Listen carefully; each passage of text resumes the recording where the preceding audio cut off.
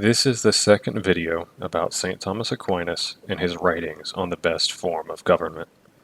The first video examined some brief chapters from St. Thomas Aquinas' work, De Regno, and showed how St. Thomas explained monarchy was the best form of government. In this video, we will examine some chapters from De Regno, where St. Thomas explains the difference between a monarch and a tyrant. St. Thomas also explains what to do in the case of a tyrant gaining power. After each brief chapter has been read, concise summaries of St. Thomas's points will be given. De Regno, Chapter 4. That the dominion of a tyrant is the worst. Just as the government of a king is the best, so the government of a tyrant is the worst. For democracy stands in contrary opposition to polity, since both are governments carried on by many persons, as is clear from what has already been said, while oligarchy is the opposite of aristocracy, since both are governments carried on by a few persons, and kingship is the opposite of tyranny, since both are carried on by one person.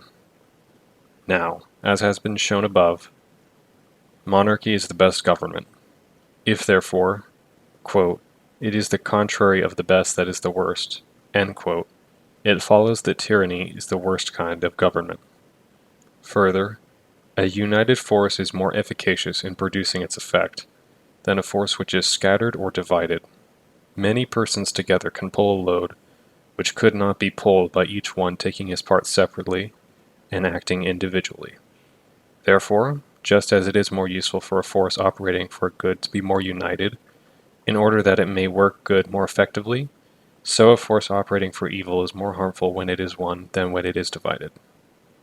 Now the power of one who rules unjustly works to the detriment of the multitude, in that he diverts the common good of the multitude to his own benefit. Therefore, for the same reason that in a just government, the government is better in proportion as the ruling power is one, thus monarchy is better than aristocracy, and aristocracy better than polity, so the contrary will be true of an unjust government, namely, that the ruling power will be more harmful in proportion as it is more unitary. Consequently, tyranny is more harmful than oligarchy, and oligarchy more harmful than democracy. Moreover, a government becomes unjust by the fact that the ruler, paying no heed to the common good, seeks his own private good. Wherefore, the further he departs from the common good, the more unjust will his government be. But there is a great departure from the common good in an oligarchy, in which the advantage of a few is sought, than in a democracy, in which the advantage of many is sought. And there is a still greater departure from the common good in a tyranny, where the advantage of only one man is sought. For a large number is closer to the totality than a small number, and a small number than only one. Thus, the government of a tyrant is the most unjust. The same conclusion is made clear to those who consider the order of divine providence, which disposes everything in the best way.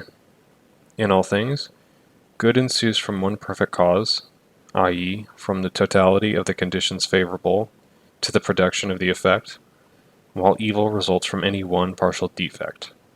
There is a beauty in a body when all its members are fittingly disposed. Ugliness, on the other hand, arises when any one member is not fittingly disposed.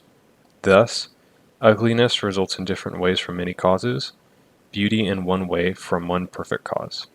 It is thus with all good and evil things, as if God so provided that good arising from one cause be stronger, and evil arising from many causes be weaker.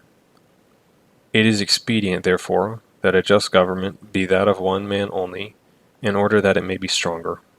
However, if the government should turn away from justice, it is more expedient that it be a government by many, so that it may be weaker, and the many may mutually hinder one another. Among unjust governments, therefore, democracy is the most tolerable, but the worst is tyranny. This same conclusion is also apparent if one considers the evils which come from tyrants. Since a tyrant, despising the common good, seeks his private interest, it follows that he will oppress his subjects in different ways, according as he is dominated by different passions to acquire certain goods. The one who is enthralled by the passion of cupidity seizes the goods of his subjects, whence Solomon says, Proverbs chapter 29, verse 4, quote, "A just king sets up the land, a covetous man shall destroy it." End quote.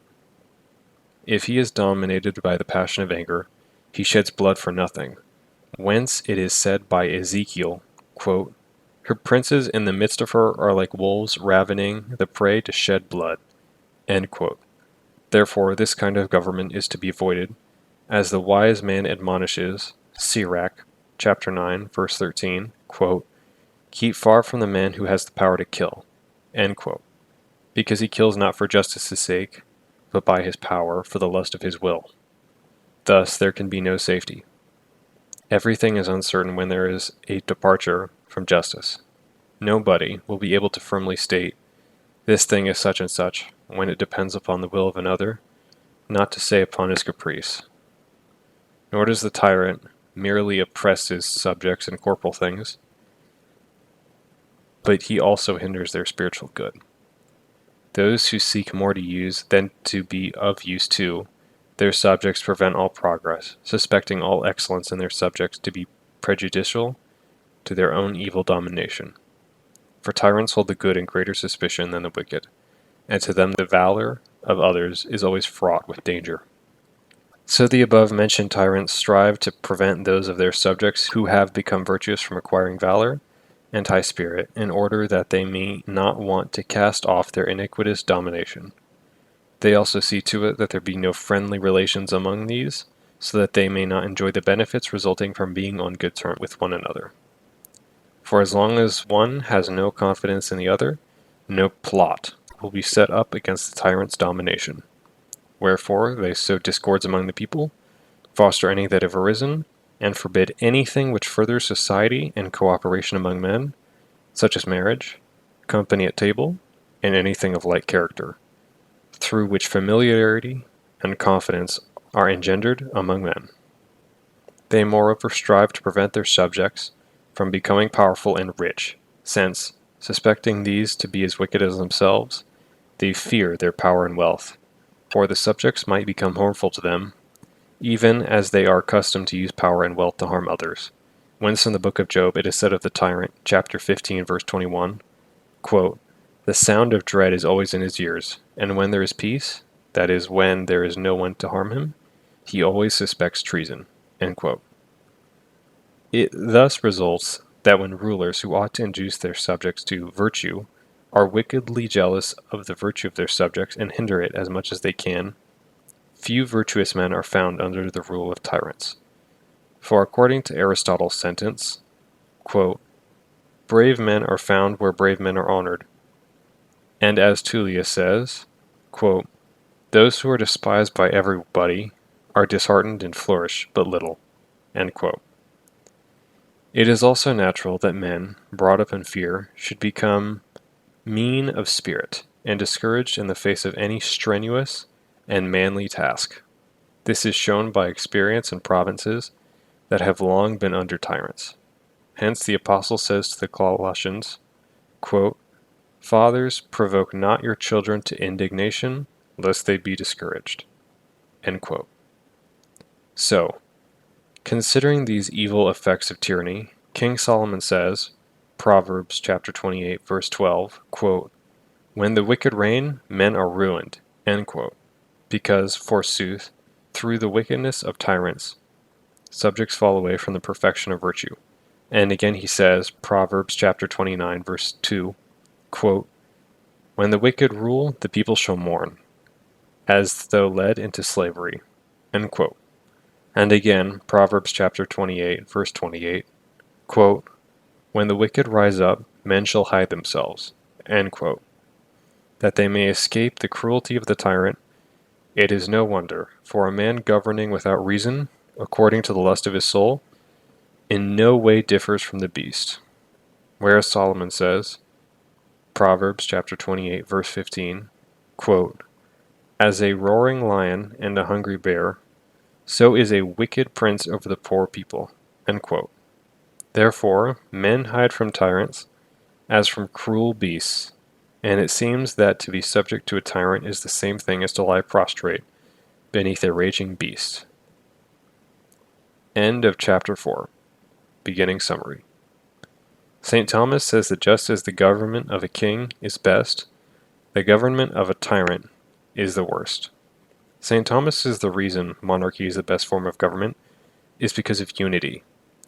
In a government such as a polity, dissensions in the government tear the country apart, and the country cannot progress. In a monarchy, the king unites his subjects, and the country progresses. In a tyrannical government such as a democracy, the government is still somewhat able to cause much damage at a fast pace, because the government constantly argues about what to do. In a tyrannical government with one leader, quite a bit of evil can be accomplished at first, since the evil tyrant does not have to compete with other rulers at his own level. However, St. Thomas says tyrants are constantly afraid of being overthrown, because the tyrants know their subjects hate them, and their followers have no reason to love the tyrants. Since tyrants live in constant fear, the tyrants do anything they can to hinder their people from growing in any way that could help them overthrow said tyrant. Tyrants try to sow dissension among their subjects and divide their subjects, so that their subjects will never be united and rise up against them. Marriage, for this reason, is to be denigrated and destroyed, since strong marriages grow, unify, and strengthen society. The tyrants will prevent their subjects from accumulating wealth and power that could be used to fight the tyrant. The tyrants will also try to stop their subjects from acquiring virtue. If brave men are held up and honored in society, the tyrant's rule will not last for long. Good, virtuous men will try to overthrow the tyrant, and so the tyrants have to prevent men from becoming virtuous. St. Thomas says tyrants do their best to denigrate brave men and make them mocked and ridiculed in society. St. Thomas says tyrants ensure men are constantly held in suspicion and spat on by society, so the men will not be brave, virtuous men and help overthrow the tyrant. Thank you for watching this video. A free online copy of De Regno is available in the description. Please like and subscribe.